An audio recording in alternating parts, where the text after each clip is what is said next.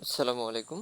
আশা করি আপনারা ভালো আছেন। যদি সহজ নিয়মে কাজ শিখতে চান তাহলে আমার ভিডিওটা আপনাদের জন্য। আপনারা সারাদিন ভিডিও দেখলেও যদি না বুঝেন তাহলে কোনো দিন কাজ শিখতে পারবেন না। যদি পুরোপুরি কাজ শিখতে চান তাহলে ভিডিওটি আপনার জন্য। শুনতে থাকুন এবং দেখতে থাকুন। আমি আজকে একটি সালোয়ার এবং কামিজ কাটছি। কীভাবে কাটতে হয়, ছোটো বড় সালোয়ার কামিজ সব কিন্তু আপনি একটা সূত্র মনে থাকলে সবগুলো কাটতে পারবেন।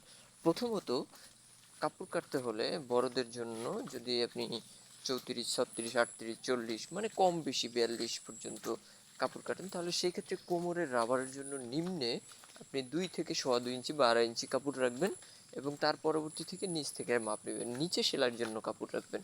চিকন পাটিশ হলে সেখানে চিকন পাটিশের কাপড় রাখবেন।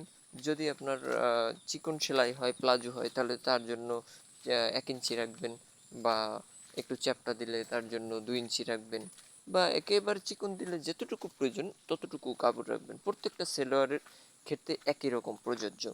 তো তারপরে আপনি হাইর মাপ দিবেন। তো 34 হলে আপনি 13.5 দিতে পারেন, তার উপরে দিলে 14 দিতে পারেন, তার উপরে একদম 42 পর্যন্ত আপনি 15, 15, 15.5 এরকমভাবে দিতে পারেন। তার পরবর্তী সময়ে আপনি সালোয়ারটা হাই কেটে তারপরে একটু 1.5 থেকে 2 ইঞ্চি ডাবায়া রাউন্ড করে সুন্দরভাবে কাটিং করতে পারেন। তো এগুলো কিন্তু প্রত্যেকটা সালোয়ারের কাটিংয়ের ক্ষেত্রে কিন্তু আপনাদের প্রযোজ্য হবে, এবং কামিজগুলো কিভাবে কাটিং করি সবগুলোর জন্য কিন্তু সেম হবে। আপনারা মনোযোগ দিয়ে শুনবেন। সেটা হলো, লাম্বার জন্য আপনি যা কাটিং করবেন নিচের সেলাই কাপড় রাখবেন, উপরে 1/2 ইঞ্চি কাঁধের যে সেলাইটা আছে সেটার জন্য 1/2 ইঞ্চি বাড়তি রাখবেন। আপনি বডি সিস্টেম যদি আমি বলি 32 থেকে 34 পর্যন্ত, মানে 30 থেকে 34 পর্যন্ত 6 ইঞ্চি আপনি মরার দাগ দিতে পারেন। যে মরাটা হয় সেটা কান্দি থেকে নিচে নামাবেন। তার পরবর্তীতে আপনি 17, 18, 19 এটা কান্দি থেকে ফাড়ার দাগ যতটুকু প্রয়োজন আছে ততটুকু আপনি দিতে পারেন। তার পরবর্তীতে আপনি নিচে ঘের 24, 22, 26, 28 যতটুকু প্রয়োজন হয় অতটুকু মাপে আপনি ঘেরটা নিয়ে নেবেন অর্ধেক করে। আর উপরের বডির মাপগুলো দিবেন 4 ভাগের 1 ভাগ ধরে। এইভাবে যদি কাটিং করেন, যেমন আপনার বডি আছে 34, সেখানে 8.5 দিবেন, কোমর আছে 30, সেখানে 7.5 দিবেন, বা 28 হলে 7 দিবেন।